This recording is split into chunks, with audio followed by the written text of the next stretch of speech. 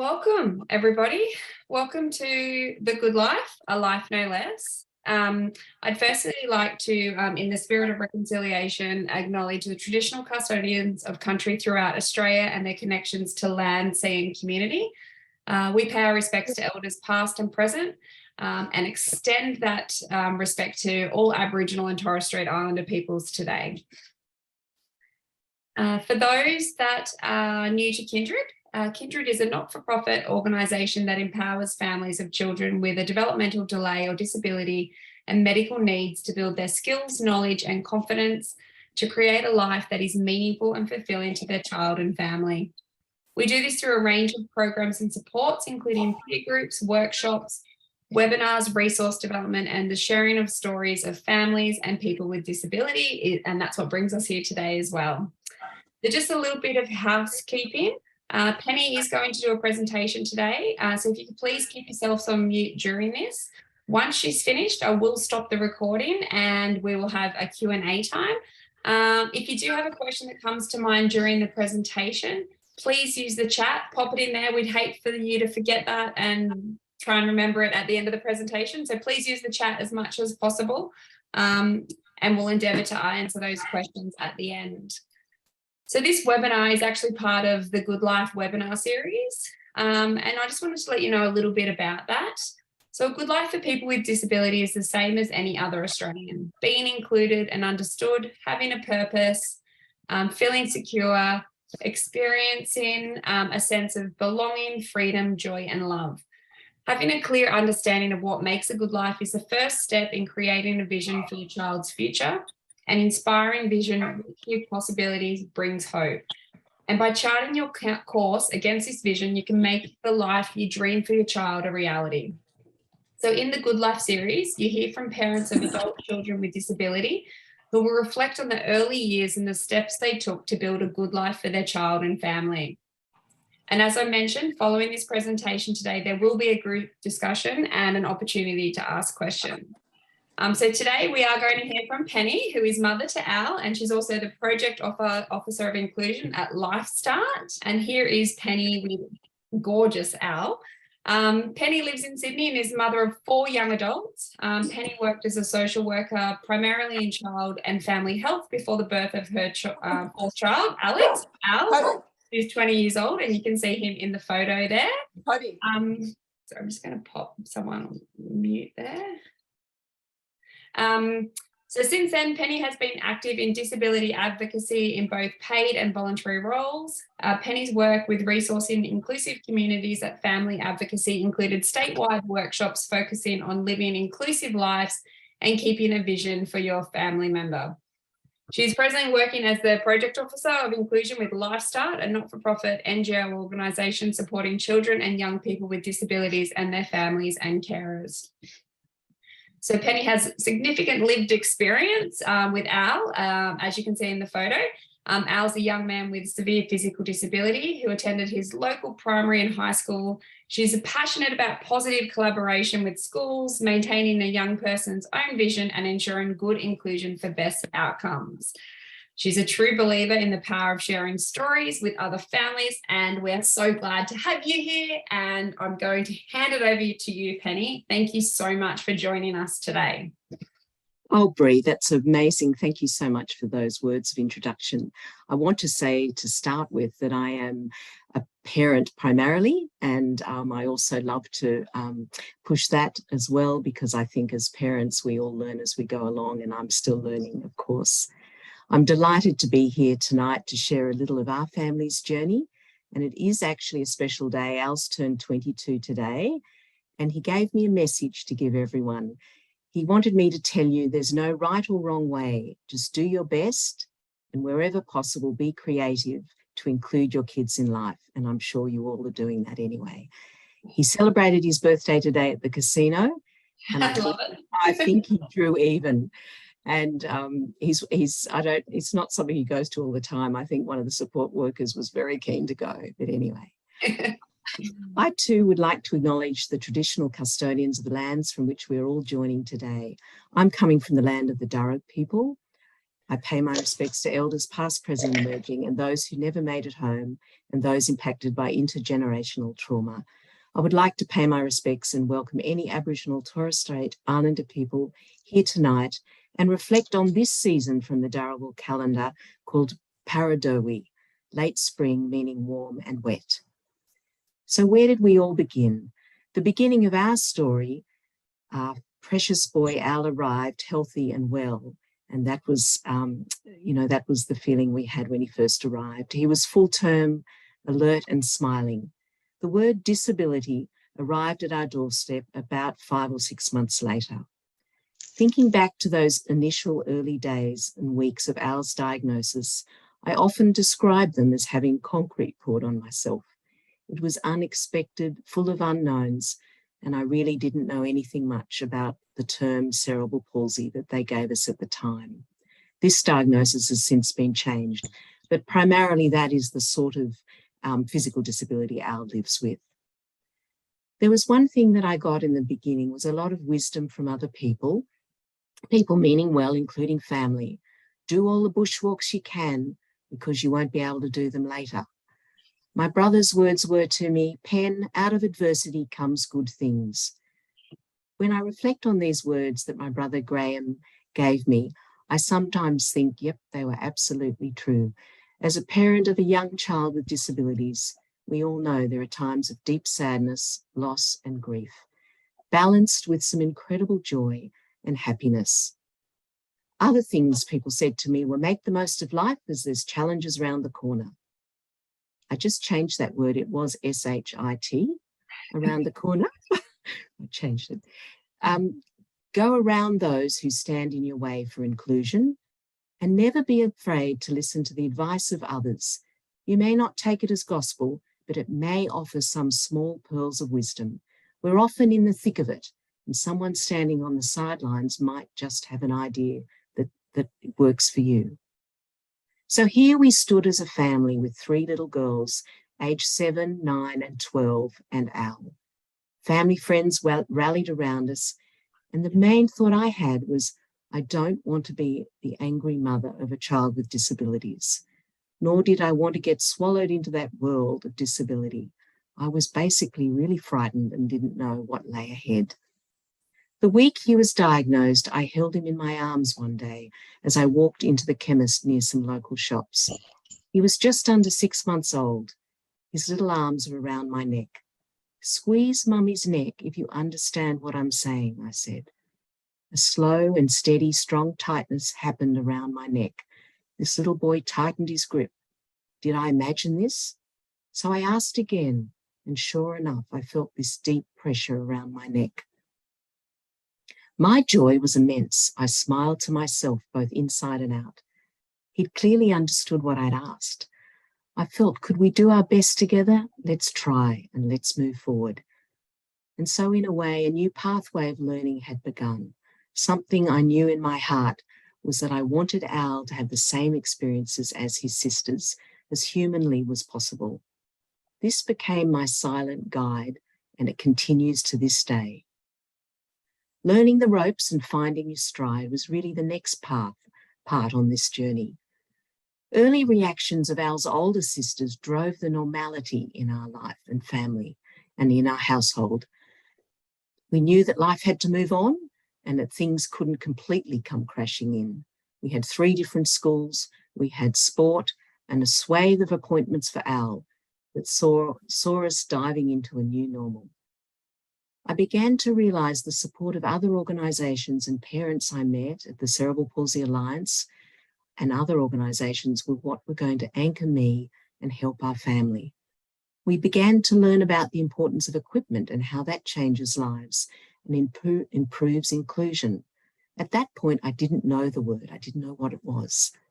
There was a Hungarian therapy offered through Cerebral Palsy Alliance called conductive education, and along with allied health, it was a very busy time. All of this was before the NDIS. I began to understand more clearly how I wanted Al to be his best self. I wanted him to look his best. I wanted him to shine. I would often say, let's take 10 photos and get the best, and hair and makeup first. as my little boy would dribble.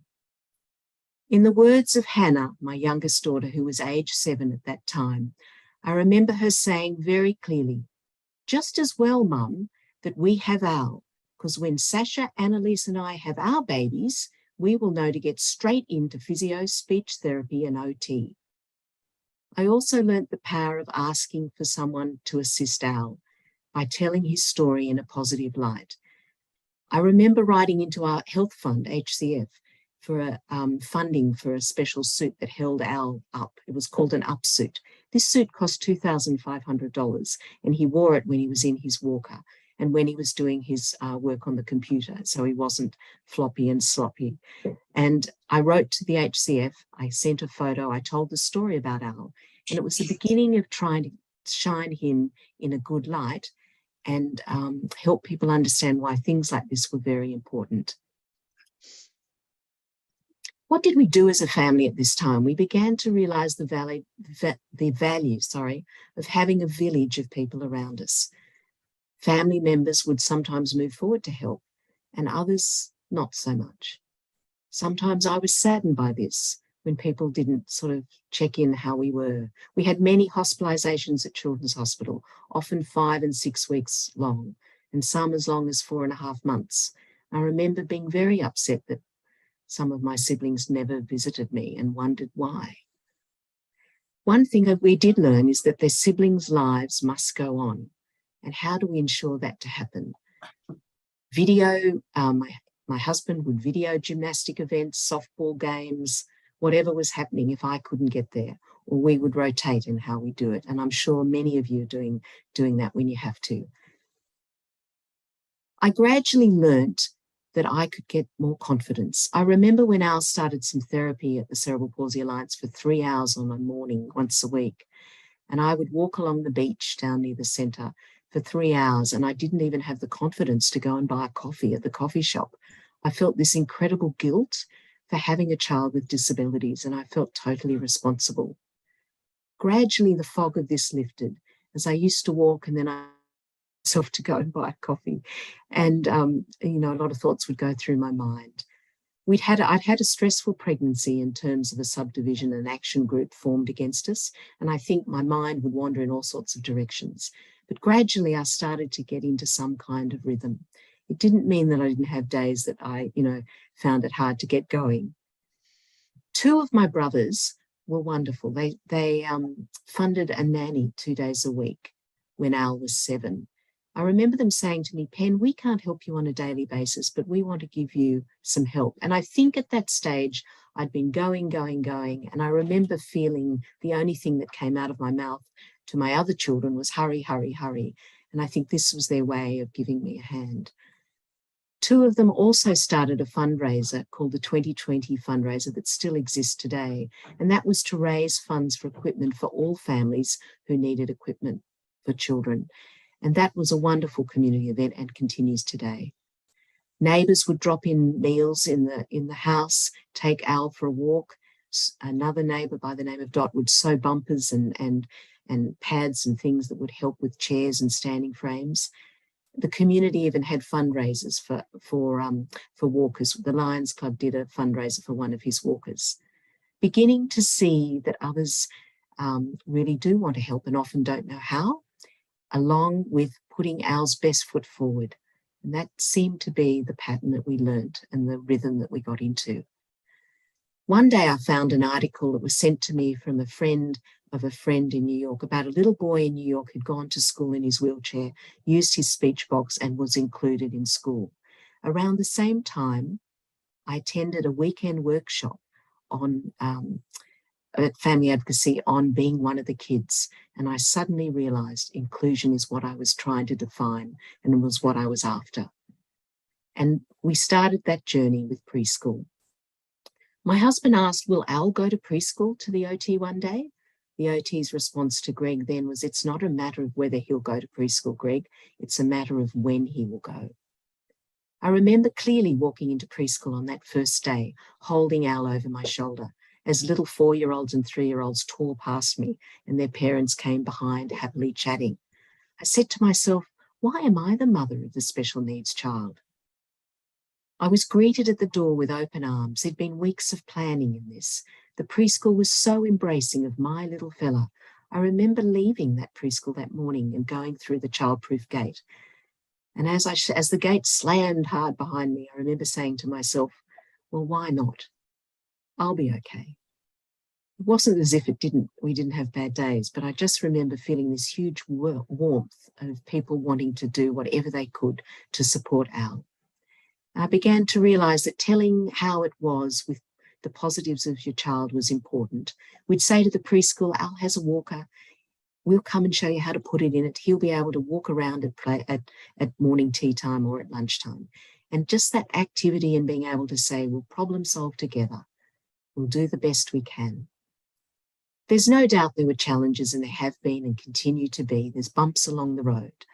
I remember going up the escalator at Westfield one day with my 4-year-old in a pram and my daughter beside me. And some man on the escalator on the other side, he was about 30, standing with his girlfriend, screams out, "That child should be walking." I sort of turned and, tears in my eyes, and I called out, "Al has cerebral palsy and we hope he'll walk, but he can't walk at the moment." When I looked back, the girlfriend had jabbed her elbow into the guy's ribs and decided that you don't talk to people like that. I then later heard the dentist say, "Why aren't you walking, Al?" when he was sitting in the pram, age 4. And I said to the dentist, "You remember Al has cerebral palsy. We hope he will walk one day. At this stage, he can't." Hannah, my 7-year-old or 8-year-old, said to me, "Mum, you were nearly in tears." And I said, "I know, it was hard." But he didn't mean to say that. But then I realised later that when you're 4, most kids are walking. And so people do look at you and think, why are you in the pram? But I had also had this blind feeling that if he was sitting in the pram, well, then he looked like any other kid. So there's some mixed feelings with that, but I understood, but it also sort of pulls you up a little bit. The great value of toilet training that was done by Conductive Ed through cerebral palsy. Al was toilet trained at 3. Remember, it was quite tough therapy at the time, and he was marched in, even though he couldn't walk, onto a toilet, sat there on a little supported toilet seat. But one of those things that people persisted with, and to this day, to have a son who is 22 and consigned to go to the toilet, I realised my lucky stars and how somebody had helped us, overcome something that I really hadn't thought about very much. I guess one of the messages I have with everything you do is don't feel that you have to be angry, but always believe in what is fair. If people are doing things that are preventing your child from accessing school, accessing other activities, it's really about what is fair in life, and that there can possibly be a way. And it's all right to be able to raise something and say, if this was your child, or I think that like my sibling's child, that the sibling of this little boy is able to do this, we want this child to be able to do this. So what about siblings? You can see Annalise in this picture. She's holding Al up on that scooter, supporting him under her on her arms. It was an absolute dead weight, but he looks like he's scootering along, and he absolutely loved it. One of the things about siblings is they're right in there as part of that support team, whether they like it or not. And it's really important that we give them time. My parents helped a lot with pickups. Al would go to physio camp. My mum is 91 and she's an old physio. In those days, she couldn't help but take Al for a week and do little physio with him while we went off on softball excursions or had to do other things. Poor old Al, but she was very gentle with him. But she did, we'd say he'd gone off to physio camp. I did mother-daughter time. I'd have a weekend with each daughter or just an afternoon where it was up to them what they wanted to do. I remember my younger daughter, Hannah, dressing up in a fur coat, and she wanted to go to McDonald's. So we sat up there and we ordered a thick shake and a Happy Meal, and we did that. Another daughter I went and we actually did have a weekend away, but I was very conscious of that. Kids, of course, siblings are living it and they are unbelievable. And I think one of the things I remember other parents saying to me, even family members, "I hope those 3 girls are helping with Al." At the time, it blew over me. But my girls have since said to me, "Mum, it was just so tough to be told that we were always helping." So be aware of that. And people often say that because it makes them feel better. Someone asked me the question, would they have said it if we had 3 boys? Which is also a good point. One of the things we did in year 9, I remember Hannah always being sick on Wednesday when Al had 3 hours of therapy. And at first it sort of was, all right, come with me to therapy, and we'd walk along the beach. And then it seemed to be every single Wednesday in year 9. And I think that was her way of saying, I need to have time with you, and I just need time out. Siblings need to be nurtured, and they're so much part of the team, and they care so intensely. And I really think we need to protect them from others' expectations. All of our girls had their HSC trials or their HSC while Al was in intensive care in Children's Hospital. We applied for consideration for school support, and I know much more now. There's early entry to university. In those days, it wasn't quite as common, but it really did help them. They got extra marks. But I really would encourage you, when the time comes, to make sure you take up any opportunities like that for your siblings of children. So what about being brave and realising about inclusion? School was a matter of Al going from preschool with 27 of his peers to the mainstream primary school. I looked at other schools, and in the end, it just seemed logical for him to go along. And I know that it's everyone's choice, and I know as a social worker, it's really important you make the right choice for you, for your family, and where you're at. I was pushed a little by the department to the local school because they already had ramps and a disabled toilet in. And the headmaster was absolutely fabulous when I met him. As I mentioned, I attended a workshop by Family Advocacy about one of the kids, which really did help me. And I think I then began to realise the marketing of Al in a quiet way was so important.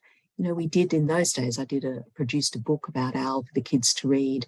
By high school, we had a video. There's all sorts of things you can do now on your phone. I'd really, being able to talk about the passions and the vision for your child is so important. Be brave. I know with soccer, when you see him here, he played for 4 years in a soccer team, in Hornsby RSL soccer team. I remember they were registering for soccer. Al had only just had that walker for a couple of years, and he loved to kick a ball. All my girls had played competitive softball. And I just sort of thought the thing that was important to me was being part of a team, understanding what a team is. How does that work? When you're pulled offside to not play, just understanding you don't always win. There's lots of things that come along with team sport. I stood outside the RSL wondering whether I was brave enough to go in with a picture of Al, and I rang my brother who had a boy the same age. The same brother, Graham, had given me the advice about adversity. I said, Graham, do you think I can do this? He said, go for it, Pen. Why not? They enrolled him immediately. I thought he might just be the drink boy. Oh, he can play. They had no idea. But we worked it out as we went along, and the whole thing exploded. 4 television channels ended up doing stories. They trained with the Socceroos, and then the flow-on effect was unbelievable. A little girl was denied attending a ballet school where we live. She has Down syndrome, and she was 5, and the local paper said, well, Alex Graham's playing soccer. How can we do this? And, how can we do this to any child, not let them do ballet or follow their passion? Soccer changed as well for many kids. Kids with autism and other conditions were allowed to play soccer in mainstream because Al needed someone to push that walker. You can see I had 2 Duke of Edinburgh girls that would come every week, and they would help to push the walker because you don't really want your mum doing that. Another thing was bringing the mountain to Muhammad. If we couldn't get Al somewhere, we'd try and do it where we brought kids to him. We had boys' nights in, pizza, PlayStation, right through primary school. Kids would bring their PlayStation, their gaming, and I was not allowed in the room. So the kids would organise it, and they had a lot of fun. I've seen this done with girls' makeup nights, and I always think of a young lady that I work with called Cassie, who has Down syndrome. She's 26, and she's now got her own fashion design business, and she sews all the scrubs for the local vet, and she's in a regional area. So being creative about what kids love to do and what they can do, just, let the sky be the limit. So what about self-care? I really ground myself into the ground nearly until my daughter and a couple of other people said, Mum, my elder daughter, Sasha, said, Mum, you can't be a victim. She enrolled me in yoga, and I'm still doing that to this day. I practice a bit of mindfulness. I love to write poetry. And the other thing is I love to pack up the car when I get a chance. It nearly kills me organising the support. And this was all before NDIS. And go to a borrowed shack and have a few days down the South Coast and just take my writing, a little bit of wine, book, music and recipe books and just have that time to be the old pen or the old you. Another thing someone taught me very early on is when people ask you to do something and you really don't want to do it, a really good line is to say, I'd love to, but I can't, and leave it at that. The power of appreciation is something I did learn along the way, and I continue today, is learning to thank people, whether it's a letter to the primary school when Al leaves, thanking all the staff and the teachers, or a quick note to the department, our local department office, when Al was in the canoe for his swimming carnival, which they did every year. And the impact of that letter to the department was within 10 minutes, every single teacher in that high school was sent a thank you letter from the headmistress with a CC from the department thanking them.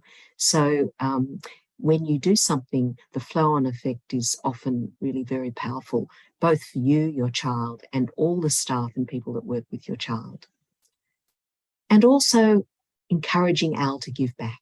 Running with the pack also means giving back. Al's friend from high school was from Nepal, and there was an earthquake in Nepal a few years back. We said, Al, you've got to do something. What are you going to do? And so with support, Al did a GoFundMe page and raised $1,800 for the earthquake Nepal appeal. So he got the joy of seeing friends donate, him do something. He was involved in setting that up, and he got the joy from that. I'd just like to finish with a little poem that I wrote about Al back in 2014. It's getting Al out of bed, and for a little boy with physical disabilities, I hope it sums him up a little bit. Morning hour rings welcome smiles, tangled jiggle of excited limbs. An eager yes springs forth to rise. This little soul speaks through his eyes. Manoeuvred close, transferred to chair, giggles, arms fly everywhere. Safely seated, breakfast rush, porridge, drinks, pack bags, bus. Orthotics, shoe buttons, teeth and wheelchair. Second grade warrior is almost there. Smiles a kiss, school chariot arrives, lifting up safely, strapped inside. Exhaustive journey for this child of hope. Innocent dependence mixes strength, such to cope. May your footpath be trodden by many who care, and your wisdom protect you from the night air. Thank you so much.